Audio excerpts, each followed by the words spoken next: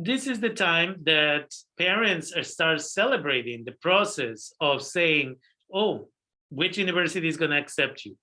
And how are we going to pay for that university, right? How much are they offering? So it's extremely important that as a community, we come together, we support each other during this process. There are many individuals who say, oh, I'm not going to go to the community college. There's 116 of them.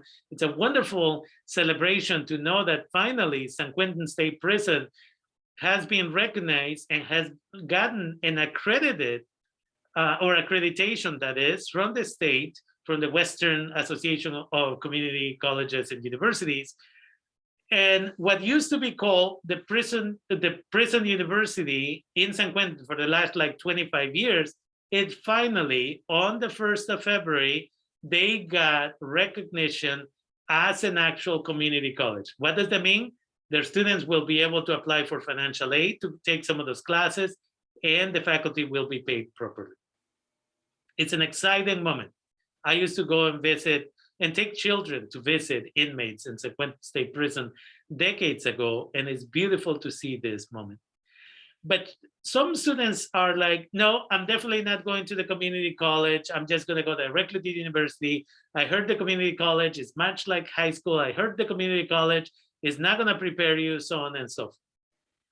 And what I'm going to share with you are multiple things. One, as you determine if your child is going to go to the university directly out of high school, they, one, have to have three factors. One, they have to be able to do university level work.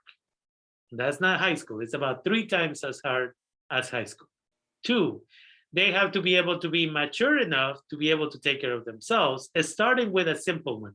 What is your major? About 60% of students who enter the university level, CSU, UC, their major is, I don't know. I'm going to explore over the next 2 years, and then I'll take it from there, and I'll decide what I'm going to do. Well, the problem with that is that maybe they're going to attend maybe Sacramento State, and then they say, you know what, I'm just going to go to Sacramento State, and in 2 years, I'll figure it out. And then in 2 years at Sacramento State, they say, oh, I want to study psychology. And I'm sure Sacramento State has a good program, but the best program in psychology at the moment seems to be in UC San Diego. And so as a result of that, the student is going to try to go to San Diego by transferring back to the community college and then putting in the application to transfer from the community college to the university, right? Those are the important things. That's part of being mature enough, but also being able to take care of themselves. I'm still on 2 out of 3 here. That means they get up on time, they take care of their laundry, they learn to cook ahead of time, right? They take care of all their needs. A lot of students, when they go directly to the university, they develop a high level of depression. And, you know, we get them back at the community college because they had difficulty. They thought it was going to be easier, but they were not able and mature enough to be able to take care of themselves. I've had students who took all of the money that was put in their bank account to take care of their rent and other needs, and they wasted it in the first couple of months, and then they end up either coming back or homeless because they don't have the funding. And the third item is, in general, that you have the funding to be able to take care of those expenses. I have many families that come to me every year and they say sometime in April, because in May 1st, you have to decide which university you're going to go to for sure. And they come in April and they say, you know what, this is the paperwork they offer us, and we have to come up with $17,000 or $25,000 or $40,000 a year. What should we do? Well, do you have the 17,000? Do you have the 25,000? Or are you going to try and take out loans for that money? And does the major, the career that your child is going to pursue, or you're telling me that you're ready to sign there on the dotted line for a $15,000, basically a year loan, which will amount to $60,000 if they graduate in 4 years, or $75,000 if they graduate in 5 years, and you're ready to sign on the dotted line but you are, um, again, in a situation where you are going to, again, don't, or your child doesn't know what major they're going to pursue or what career they're going to pursue, and that becomes a problem. And so we invite you to keep this in mind. We invite you to, again, be conscious of this. And this is why I talk about scholarships all the time. 10,000 Degrees has 400,000 on average new monies, $400,000 in new monies for scholarships. Hispanic Scholarship Fund has 3 million on average for scholarships. Now, Hispanic Scholarship Fund is for US citizens, residents, and DACA recipients. 10,000 Degrees is open to everybody in the counties of Sonoma, I believe Napa, Lake, and a couple others. And then, again, in Sonoma County, we have Latinos Unidos, and the link, I posted it on my Facebook page, DACA Sonoma County.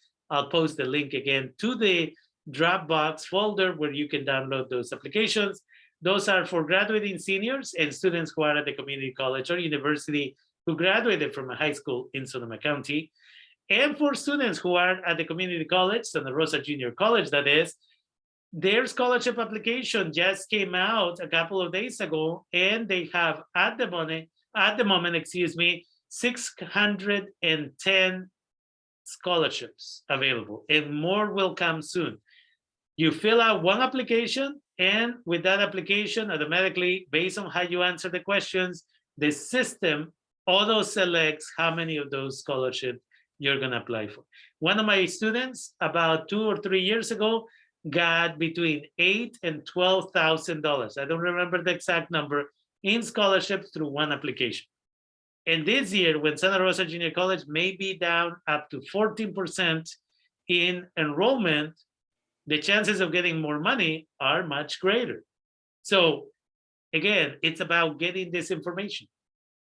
But what I find is that as parents, as adults, as caretakers, often we don't teach the discipline necessary for our children to be self-sufficient, right? 26 students and parents sign up to get a training from me last week on how to write a scholarship essay, and for me to tell them some of the scholarships I just mentioned to you. And what did I get? I believe there were 4 individuals that showed up. But in the fall or sometime in April, I'll start getting phone calls from parents who are going to say, again, my child has been accepted to the university. What do we do? Or they'll come sometime in the summer and say, hey, do you know where we can get some scholarships? Because, we don't have the funding. And it's really sad when you have to say, I'm sorry, you missed all of the opportunities. So for juniors in high school, the time to start applying for scholarships is June. The moment you become a senior, the moment you graduate high school, because the Bill and Melinda Gates Foundation has the Bill and Melinda Gates Scholarship, which is $60,000 a year for 4 to 5 years. And that one comes out typically July 15. So I will be offering some trainings for people in the summer, and I invite you to, again, reach out. We'll give you that information. And the last thing here is, if you're a student in high school who are graduating and are planning to come to Santa Rosa Junior College, feel free to reach out to my office at Santa Rosa Junior College at 707-527-4585, or my email is rvasquezguzman@santarosa.edu. You can also go to our website and just search for my name, Rafael Vasquez, and that will give you my phone number and my email address. And I apologize if sometimes I take a day or two to get back to your phone call or your email.